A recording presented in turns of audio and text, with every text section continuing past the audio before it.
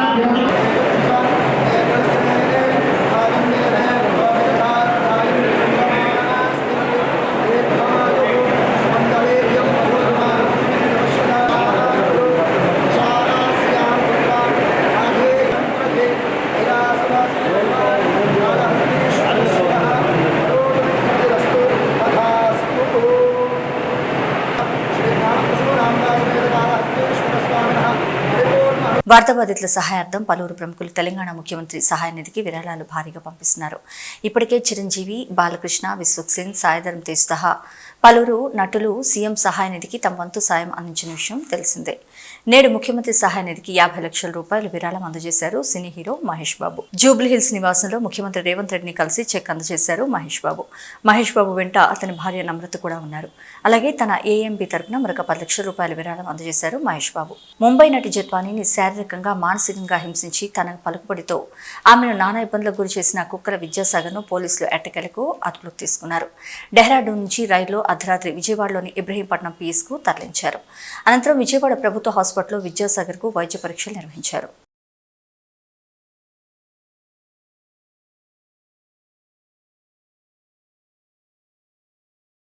కూటమి ప్రభుత్వం ఏర్పడి 100 రోజులు పూర్తయిన సందర్భంగా ఈ 100 రోజుల్లో చంద్రబాబు నాయుడు ముఖ్యమంత్రిగా తమ పాలనలో విజయాలుగా పథకాలు పేర్లు మార్చడం, శిశుపాలుడి తప్పులు లెక్కపెట్టినట్లు జగన్మోహన్ రెడ్డి అవినీతిని, అక్రమాలను శ్వేతపత్రాలుగా చూపిస్తున్నారు. వైఎస్ఆర్ విగ్రహాలను ఎక్కడికక్కడ తొలగించారు. అయితే ఎలక్షన్ సమయంలో హామీలు గుప్పించిన సూపర్ 6 పథకాలను ఒకటంటే ఒకటి ఇంతవరకు అమలు చేయలేదన్నారు వైఎస్ షర్మిల. ఎంతో నమ్మకంతో మిమ్మల్ని ప్రజలు గెలిపించినప్పుడు ఇచ్చిన వాగ్దానాలను తప్పకుండా నెరవేర్చాలని అన్నారు. చంద్రబాబు గారి 100 రోజులు పరిపాలన. 100 రోజుల్లో చంద్రబాబు గారు ఏమి చేశారు అంటే, శిశుపాలుడు తప్పులు లెక్కబెట్టినట్టు జగన్మోహన్ రెడ్డి గారి తప్పులను, అవినీతిని, దోపిడీని శ్వేతపత్రాల్లాగా చూపించారు. వైఎస్ఆర్ గారి పేరును ఎక్కడ వీలైతే అక్కడ తొలగించారు. వైఎస్ఆర్ గారి విగ్రహాలను ధ్వంసం చేశారు. మరి చంద్రబాబు గారు హామీల విషయంలో ఏం చేశారు అంటే 0 అనే చెప్పాలి. కూటమి సర్కార్ ఈ 100 రోజుల పరిపాలన ఎలా ఉంది అని చూసుకుంటే 100కి 0 అనే చెప్పాలి. ఎందుకంటే వాళ్ళు అత్యధికంగా బ్యాంక్ చేసిన వాగ్దానాలు సూపర్ 6, చంద్రబాబు గారి సూపర్ 6. చంద్రబాబు గారు చెప్పిన మాట 100 రోజుల్లో మేము రాష్ట్రాన్ని గాడిలో పెడతాము, 100 రోజుల్లో మేము పక్కా యాక్షన్ ప్లాన్ 100 రోజుల్లోనే మేము అద్భుతాలు చేస్తామని చెప్పిన చంద్రబాబు గారు 100 రోజులు దాటిపోయినా కూడా ఇప్పటి వరకు సూపర్ 6 లో ఒక్క వాగ్దానం కూడా ఇంతవరకు అమలు కాలేదు. ఎందుకు సార్ అని అడుగుతున్నాం. మోడీ గారి డైరెక్షన్ లో చంద్రబాబు గారి 100 రోజుల సినిమా అట్టర్ ఫ్లాప్.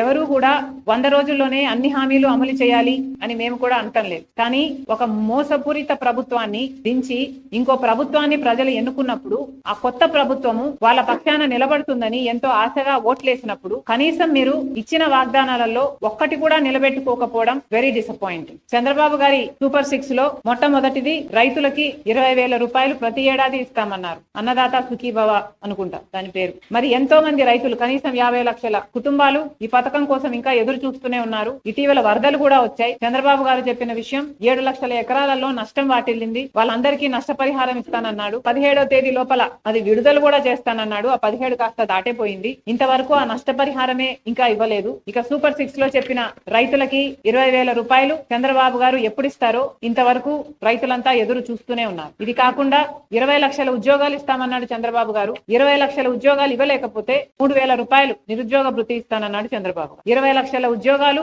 4 లక్షల చొప్పున 5 సంవత్సరాలలో పూర్తి చేస్తానన్నాడు చంద్రబాబు గారు. అంటే ఈ సంవత్సరం 4 లక్షల ఉద్యోగాలు చూపించాల్సింది చంద్రబాబు గారు. కానీ ఇచ్చింది 16,000 ఉద్యోగాలకు మాత్రమే. మిగతా ఉద్యోగాలు ఎలా ఇస్తున్నారు, దాని ప్రణాళిక ఏమిటి? కోచింగ్ల కోసం తయారయ్యే బిడ్డలు ఎంతో మంది ఉన్నారు. లక్షలలో ఈ బిడ్డలంతా ఎదురు చూస్తున్నారు వాళ్ళకు ఉద్యోగాలు వస్తాయి అని. లేకపోతే ఉద్యోగాలు రాకపోతే కనీసం 3,000 రూపాయలు నిరుద్యోగ భృతి మీరు ఇస్తామన్నారు. అది ఎప్పుడు ఇస్తారో దాని కార్యాచరణ ఏది ప్రకటించలేదు. మీరు గత టర్మ్ చూసి తీసుకున్న 2014లో చంద్రబాబు గారు ముఖ్యమంత్రి అయినప్పుడు 2,000 రూపాయలు నిరుద్యోగ భృతి అని అప్పుడు కూడా చెప్పారు. కానీ అది గాలి కొట్టుకోపోయింది. ఈసారి కూడా నిరుద్యోగ భృతి 3,000 రూపాయలని మీరు మేనిఫెస్టోలో చెప్పారు. ఇది కూడా కొట్టుకోబోతుందో ఏమో అని మా ఆందోళన. ఇది కాకుండా తల్లికి వందనం అనే స్కీమ్ కింద ప్రతి బిడ్డకు, తల్లికి ఎంతమంది బిడ్డలు ఉంటే అంతమంది బిడ్డలకు, చంద్రబాబు గారి మాటల్లో చెప్పాలంటే ఒకరైతే ఒకరికి, ఇద్దరైతే ఇద్దరికి, ముగ్గురైతే ముగ్గురికి, నలుగురైతే ఏకంగా 60,000 రూపాయలు అని చెప్పారు చంద్రబాబు. తల్లికి వందనం పథకం ఏమైంది? తల్లికి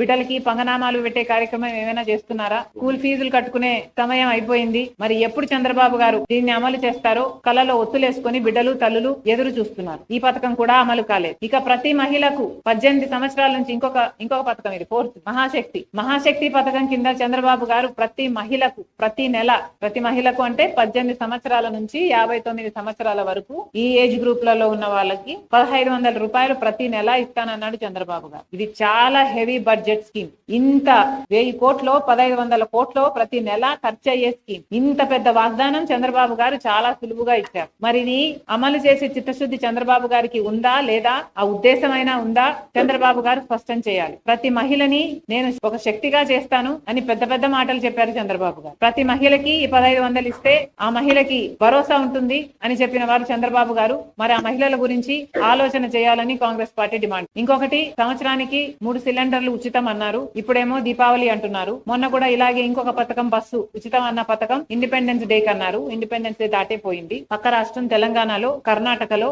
వాగ్దానం చేసింది కాంగ్రెస్ పార్టీ. ఉచిత బస్సు వాగ్దానం నిలబెట్టుకుంది. మరి అక్కడ రోజుల్లోనే, వారం గడవక ముందే పక్క రాష్ట్రంలో అమలు చేయగలిగినప్పుడు మరి చంద్రబాబు గారికి ఇక్కడ ఇంత చిన్న స్కీము, ఒక 250 కోట్లు చేస్తుందేమో ఇది, ఇంత చిన్న స్కీము అమలు చేయడానికి కూడా 100 రోజులు సరిపోలేదు చంద్రబాబు గారు. ఒక మహిళ బస్సు ఎక్కితే ఆ బస్సు ఎక్కిన మహిళకు ఉచితం ఇవ్వడానికి ఇబ్బంది ఏమిటో, దీనికి ప్రణాళిక ఏమిటో మాకైతే అర్థం కావటం లేదు. కొత్త బస్సులు వేస్తారు అంటే మహిళా బస్సు అని సపరేట్ గా పెడతారా? ఏమిటి మీ ఉద్దేశం? ఎక్కిన వాళ్ళకు ఉచితం ఇస్తామన్నారు, ఉచితం ఇయ్యొచ్చు కదా. ఎందుకంటే ఇది మహిళల భద్రతకు సంబంధించిన విషయం. పక్క రాష్ట్రంలో ఇంతకు ముందు 35 లక్షల మంది మహిళలు బస్సు ఎక్కుతుంటే ఈ పథకం వచ్చిన తర్వాత 50 లక్షల మందికి అది పెరిగింది. అంటే ఎంత మహిళలు వాళ్ళ భద్రత ఉంది కాబట్టే ఈ మార్గాన్ని ఎంచుకుంటున్నారు అంటే ప్రభుత్వం ఆలోచన చేయాలి. ఇది మంచి పథకం కాదు కాబట్టే మహిళల కోసం కాంగ్రెస్ పార్టీ డిమాండ్ చేస్తున్నాం. ఈ మధ్య చంద్రబాబు గారు చెప్తున్న విషయం, ఏ పథకం అమలు కాలేదు అని చెప్పినా కూడా చంద్రబాబు గారు డబ్బులు లేవు, రాష్ట్రం పరిస్థితి బాగోలేదు అని తరచూ వింటున్నాం. కానీ చంద్రబాబు గారు, మీకు తెలుసు రాష్ట్రం పరిస్థితి, ఎన్నికలప్పుడే మీకు తెలుసు 11 లక్షల కోట్ల రూపాయలు మన రాష్ట్రానికి అప్పులు ఆ రోజే ఉన్నాయని మీకు తెలుసు. అయినా మీరు గాడిలో పెడతామన్నారు, మీరు అమలు చేస్తామన్నారు, మీకు అన్ని తెలిసి వాగ్దానాలు ఇచ్చారు కాబట్టి మీ వాగ్దానాల కోసం అవి ఫుల్ఫిల్ చేస్తారని ప్రజలందరూ ఎదురు చూస్తున్నారు. నిన్న చంద్రబాబు గారు ఒక మీటింగ్ పెట్టారట ఎమ్మెల్యేలతో. 100 రోజుల పాలనపై 100 విజయాలు అంటూ ఒక కరపత్రం రిలీజ్ చేశారట. వీటిలో కొన్ని అంశాలు ఇది వింటే ఎవరికైనా నవ్వొచ్చేయి. చంద్రబాబు గారి విజయాలు: హామీలు ఇవ్వడం 100 రోజుల విజయం అట. చేసిన పర్యటనలు కూడా 100 రోజుల విజయమట. వరద సహాయం కింద ఇచ్చిన 25 కేజీల బియ్యం 100 రోజుల విజయమట. బుడమేరు గన్లు పూడ్చడం 100 రోజుల విజయమట. అమరావతికి 15,000 కోట్లు గ్యారంటీ రుణాలలో ₹1 రాకపోయినా ఇది 100 రోజుల విజయమేనట. అవును, ఇచ్చిన బియ్యం కూడా దొడ్డు బియ్యం. అక్కడ కూడా చాలా మంది చెప్పారు మనకి. నారా లోకేష్ గారికి కాలేజీలో సీటు కావాలని మెసేజ్ చేస్తే అది కూడా 100 రోజుల విజయమేనట. ప్రజా దర్బార్ లో ప్రజల నుండి అర్జీలు స్వీకరించడం కూడా 100 రోజుల విజయమేనట. చంద్రబాబు గారు 10 రోజులు కలెక్టర్ ఆఫీస్ లో నిద్రిస్తే అది 100 రోజుల విజయమేనట. సౌదీ అరేబియా నుంచి ఒక తెలుగు కుటుంబాన్ని తిరిగి స్వస్థలానికి రప్పిస్తే అది 100 రోజుల విజయమేనట. విశాఖ స్టీల్ లో కేంద్ర మంత్రి పర్యటిస్తే అది కూడా 100 రోజుల విజయమేనట. గత ప్రభుత్వం అమలు చేసిన పథకాల పేర్లు మార్చడం కూడా 100 రోజుల విజయమేనట. చంద్రబాబు గారికి నేను గుర్తు చేయాల్సిన అవసరం లేదనుకుంటా. ముఖ్యమంత్రిగా చంద్రబాబు గారికి ఎన్నో బాధ్యతలు. ఆ బాధ్యతలన్నీ మీరు విజయాలనుకుంటే మేము చెప్పగలిగింది ఏమీ లేదు. భక్తుల మనోభావాలు దెబ్బతినేలా చంద్రబాబు నాయుడు తిరుపతి లడ్డుపై వ్యాఖ్యలు చేశారని, తమ ప్రభుత్వ హయాంలో కల్తీ నెయ్యిని వినియోగించినట్లు చంద్రబాబు నాయుడు ఆరోపించడంతో జగన్మోహన్ రెడ్డి తిరుమల పవిత్రతను కాపాడండి అని ప్రధానికి లేఖ రాస్తే టీడీపీ నాయకులు భుజాలు తడుముకుంటున్నారంటూ పేర్కొన్నారు కాకాని గోవర్ధన్ రెడ్డి. 100 రోజుల పాలనలో ప్రజలకు చేసింది ఏమీ లేకనే డైవర్షన్ పాలిటిక్స్ చేస్తున్నారని మండిపడ్డారు. మాజీ మంత్రి కాకాని గోవర్ధన్ రెడ్డి కల్తీ నెయ్యి ఆరోపణలపై నిష్పక్షపాతంగా విచారణ జరపాలంటే కేంద్రం జోక్యం చేసుకుని విచారణ జరపాలంటే కోరారు. భారత్ వెంకటేశ్వర స్వామి దేవస్థానం మీద అనేక రకాలైనటువంటి వివాదాలు ఈరోజు కమ్ముకోవడం అనేటువంటిది ఇది భక్తుల మనోభావాలకు సంబంధించి ఈరోజు పాపం గాయపడ్డాయి. చాలామంది తీవ్రమైనటువంటి ఆవేదన కలత చెందేటువంటి మనం చూస్తే రాష్ట్రానికి ముఖ్యమంత్రి అయినటువంటి చంద్రబాబు నాయుడు గారు 100 రోజులు పరిపాలించిన తర్వాత సాధారణంగా ఈ 100 రోజుల అది చెప్పుకోలేక 100 రోజులకు సంబంధించి శాసనసభ్యులందరితో సమావేశం ఏర్పాటు చేసి మనం ఈ 100 రోజుల లోపల ఏమి చేశామో చెప్పుకోలేకపోతున్నాం కాము అని చెప్పానని దానిలో భాగంగానే ఆయన అక్కడ మాట్లాడడం, ఆ తర్వాత జరిగినటువంటి పరిణామాలన్నీ రావడం జరిగింది. నిన్న జగన్మోహన్ రెడ్డి గారు హిందూ సమాజానికి సంబంధించి వెంకటేశ్వర భక్తులకు సంబంధించినటువంటి అతి ప్రధానమైనటువంటి సమస్య కాబట్టి దీనిలో వాస్తవాలు నిగ్గు తేల్చడానికి మీరు రంగంలోకి దిగి వాస్తవాలు ప్రజలకు తెలియజెప్పండి, ఎక్కడా దెబ్బతినకుండా వైభవాన్ని కొనసాగించండి అని చెప్పి ఒక లేఖ రాశాడు. చంద్రబాబు నాయుడు ప్రధానమంత్రికి జగన్మోహన్ రెడ్డి గారికి లేఖ రాస్తే కళ్ళు తాగినటువంటి 3 రోజులు గడిచిపోయేటప్పటికీ అతి సామాన్యుడు కూడా ఓహో ఇది జరగలేదు, ఇది వాస్తవం కాదు, చంద్రబాబు నాయుడు కేవలం రాజకీయ కుట్ర కోణంలో దీన్ని చూడడానికి బాబు నాయుడు తాను సృష్టించుకున్నటువంటి సుడిగుండంలో తానే ఇరుక్కున్నట్టుగా తానే విలవెల్లాడినట్టుగా పరిస్థితి ఏర్పడింది. కాబట్టి ఈరోజు చంద్రబాబు నాయుడు దానిలో నుంచి బయటకు రావడానికి రకరకాలైనటువంటి ప్రయత్నాలు, ఆ ఫ్రస్ట్రేషన్లో మాట్లాడేటువంటి పరిస్థితి ఏర్పడింది. ఈరోజు దేవుడికి సంబంధించినటువంటి దాంట్లో ఏది చేయించాలన్నా ఒక భక్తుడుగా నేను కూడా వాటిని ఏమి తప్పు పట్టను, కానీ జరగరాంది ఏదో జరిగింది అనే వాటి మీద విచారణ నిష్పక్షపాతంగా ఎప్పుడు జరుగుతుంది? ఎందుకు ఆ మాట చెప్తున్నావు?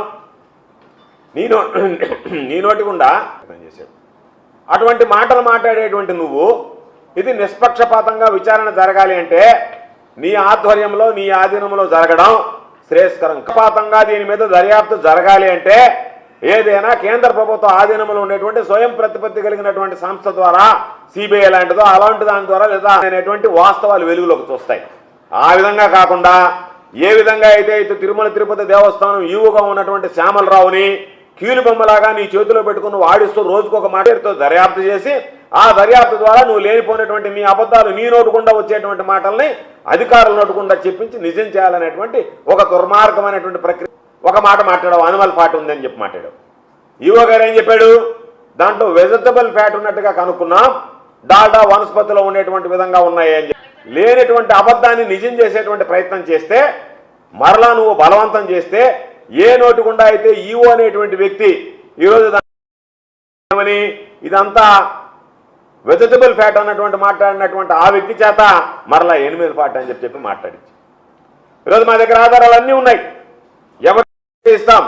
2014 నుంచి 19 మధ్య ఏం జరిగింది, 2019, 24 తర్వాత ఏం జరిగింది, మరలా నువ్వు ముఖ్యమంత్రి అయిన తర్వాత ఎవరెవరు ఎంతెంత నెయ్యి ఏ స్థాయిలో తిరుమల తిరుపతి దేవస్థానానికి పంపించారో చంద్రబాబు నాయుడు మర్చిపోయినాడేమో అల్జీమర్స్తో చంద్రబాబు నాయుడు కూడా ఒక కాపీ కావాలంటే పంపిస్తాం. ఎందుకంటే చంద్రబాబు నాయుడికి ఇతర ప్రభుత్వాల మీద ఆరోపణలు తప్ప తన ప్రభుత్వం చేసినటువంటి దోషాలు ఎప్పుడూ కనిపించేటువంటి పరిస్థితి ఉండదు. కాబట్టి జూన్ మొదటి వారంలో వాళ్ళకి సంబంధించినటువంటి దాంట్లో మొదలు పెట్టిందని మేము చెప్పడం కాదు, సాక్షాత్తు చంద్రబాబు నోటుకుండా చంద్రబాబు నాయుడే చెప్పాడు. జూన్ మొదటి వారంలో అని చెప్తే ఈ వ్యవహారం అంతా జూలైలో కనిపెట్టారు. ఈరోజు తిరుమలకి సంబంధించి ఒక ల్యాబ్ ఉందా లేదా, ఆ ల్యాబ్లో టెస్టులు చేస్తామా లేదా, నెయ్యి మీద 2015వ సంవత్సరంలో నెయ్యి గురించి ఆరోపణలు వచ్చాయి. బహుశా చాలామంది పత్రికల్లో కూడా వచ్చాయి, ప్రధానమైనటువంటి పత్రికలు కూడా రాశాయి. ఆ రోజు టీటీడీ ల్యాబ్లోనే మేము 3 టెస్టులు చేస్తాం. రోజు చేసిన తర్వాత దీంట్లో అడల్టరేషన్ ఉందా లేదా, కల్తీ జరిగిందా లేదా అనేటువంటిది నిర్ధారించుకున్న తర్వాతనే ఆ వాహనం పోర్టుకు వెళ్తుంది. తిరుపతిలో అసలు ల్యాబ్లే లేవన్నట్టుగా మాట్లాడుతున్నాం. ఆ రోజు నువ్వు అధికారం ఉన్నప్పుడు మీ అధికారులు చెప్పినటువంటి దానికి భిన్నంగా ఈరోజు నువ్వు మాట్లాడుతున్నావంటేనే నీకు దురుద్దేశం ఉంది అని చెప్పని స్పష్టంగా అర్థమైపోయింది.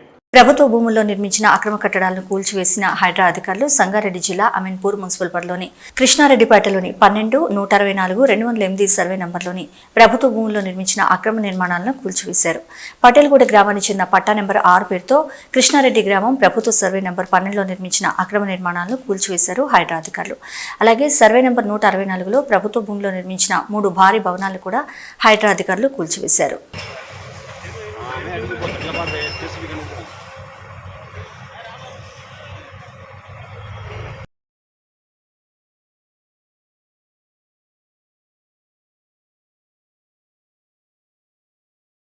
కేంద్ర ప్రభుత్వం తీసుకున్న జమిలీ ఎన్నికల నిర్ణయాన్ని వ్యతిరేకించడం మానేసి తెలంగాణ రాష్ట్ర ప్రభుత్వం పార్టీలకు అతీతంగా మద్దతు ఇవ్వాల్సిన బాధ్యత ఉందని మహబూబ్ నగర్ పార్లమెంట్ సభ్యురాలు డికే అరుణ అన్నారు.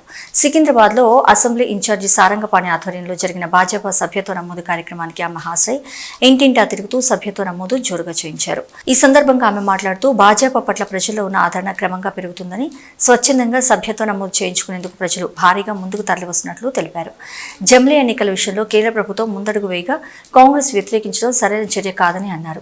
దేశవ్యాప్తంగా ఒకేసారి ఎన్నికలు జరగడం మూలంగా దేశం అభివృద్ధి పనుల్లో మరింత దూసుకెళ్తుందంటూ పేర్కొన్నారు. గతంలో కూడా తెలుగు రాష్ట్రాల్లో ఒకేసారి ఎన్నికలు జరగడం ఆనవాయితీగా ఉండేదంటూ గుర్తు చేశారు. కేంద్ర ప్రభుత్వం తీసుకున్న ఆమోదయోగ్యమైన నిర్ణయానికి రాష్ట్ర ప్రభుత్వం కూడా కట్టుబడి ఉండి మద్దతు ఇవ్వాలని కోరారు. గ్రామీణ స్థాయి నుండి దేశ స్థాయి వరకు ప్రతినిత్యం ఎన్నికలు జరుగుతుండడం దేశ అభివృద్ధికి ఆటంకంగా మారిందని, దీంతో కేంద్ర ప్రభుత్వం జమిలీ ఎన్నికల వైపు మొగ్గు చూపుతున్నట్లు తెలిపారు. చర్చ ఆల్రెడీ కొత్త ఏం కాదు కదా. 1 నేషన్ 1 ఎలక్షన్ అనేది గతంలో 1 ఎలక్షన్ పార్లమెంటు అసెంబ్లీ ఒకేసారి జరిగేవి కొంతకాలం. మనకు కూడా 2014 వరకు కూడా అసెంబ్లీ పార్లమెంట్ ఒకేసారి జరిగినాయి మన రాష్ట్రంలో కూడా. కొన్ని రాష్ట్రాల్లో వెనక ముందు జరిగిండొచ్చుగా, మన దగ్గర కూడా మొన్నటిదాకా జరిగినాయి. 2014 వరకు జరిగింది. కాబట్టి మన రాష్ట్రం నుంచి కూడా పూర్తిగా దీనికి మద్దతు ఇవ్వాలని నేను కోరుతున్నా. తెలంగాణ రాష్ట్రం నుంచి దీనికి మద్దతు పలకాలి. పార్టీ వేరు కదా అని చెప్పి ఈరోజు రాజకీయం చేయడానికి ప్రయత్నం చేయకూడదు. ఈ రాష్ట్ర ప్రభుత్వము కాంగ్రెస్ పార్టీ 1 నేషన్ 1 ఎలక్షన్ అనేది ఈరోజు ఎలక్షన్లతో ప్రతి సంవత్సరం 5 సంవత్సరాలు కంటిన్యూస్గా ఏదో ఎలక్షన్ రావడం వల్ల అభివృద్ధికి పూర్తిగా అడ్డంకిగా తయారైన ఎలక్షన్లు, ఒకసారి అసెంబ్లీ ఎలక్షన్లు, ఒకసారి పార్లమెంట్ ఎలక్షన్లు, ఒకసారి లోకల్ బాడీ ఎలక్షన్లు, గ్రామ పంచాయతీ ఎలక్షన్లు, ఎంపీటీసీ జడ్పీటీసీ ఎలక్షన్లు, మున్సిపాలిటీ ఎలక్షన్లు, ఇట్లా దానివల్ల అభివృద్ధి అనేటటువంటి దానికి ఆటంకం ఏర్పడుతూ ఉంది. దేశవ్యాప్తంగా ఒకేసారి ఎన్నికలు జరిగితే అభివృద్ధి పదంలో 5 ఏళ్లకోసారి ప్రజల దగ్గరికి వెళ్తారు అందరూ. ఆ తర్వాత ఎన్నికల తర్వాత రాజకీయాలకు అతీతంగా దేశం అభివృద్ధి, రాష్ట్ర అభివృద్ధి, గ్రామ అభివృద్ధి పైనే ఫోకస్ ఉండాలనేటటువంటి లక్ష్యంతోన 1 నేషన్ 1 ఎలక్షన్ అటువంటి ఒక దిశను కేంద్ర ప్రభుత్వం అంటే భారతీయ జనతా పార్టీ ఎన్డీఏ ప్రభుత్వాలు తీసుకుని దానికి అనేక ప్రభుత్వాలు గతంలో కూడా ఈరోజు ఇప్పటికిప్పుడు కాదు, గత 2019 నుంచి 24 వరకు కూడా మధ్యలో డిస్కషన్ వచ్చింది. అప్పుడే రాష్ట్రపతి గారికి దీనిపైన ఒక కమిటీ వేస్తారు, దానిపైన రిపోర్ట్ ఇచ్చిన నేపథ్యంలోనే అధికారంలో లేనటువంటి పార్టీలు మాట్లాడడం పరిపాటి. అధికారంలో లేనటువంటి పార్టీలు అధికారంలో ఉన్న పార్టీలపైన ఎప్పుడు కూడా ఇటువంటి వ్యాఖ్యలే చేస్తాయి.